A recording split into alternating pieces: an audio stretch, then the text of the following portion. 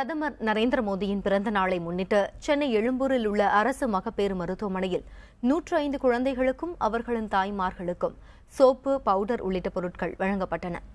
பாரதிய ஜனதா கட்சியின் மத்திய சென்னை மகளிர் அணி சார்பில் இந்த நிகழ்ச்சிக்கு ஏற்பாடு செய்யப்பட்டிருந்தது. இந்த நிகழ்ச்சியில் கலந்து கொண்ட பாரதிய ஜனதா மாநில தலைவர் தமிழிசை சவுந்தரராஜன் குழந்தைகளுக்கும் தாய்மார்களுக்கும் பரிசுப் பொருட்களை வழங்கினார். இதையடுத்து செய்தியாளர்களிடம் பேசிய அவர், நாளை நடக்க உள்ள உள்ளாட்சி தேர்தல் உயர்நீதிமன்ற உத்தரவுப்படி நியாயமாக நடக்கும் என எதிர்பார்ப்பதாக தெரிவித்தார்.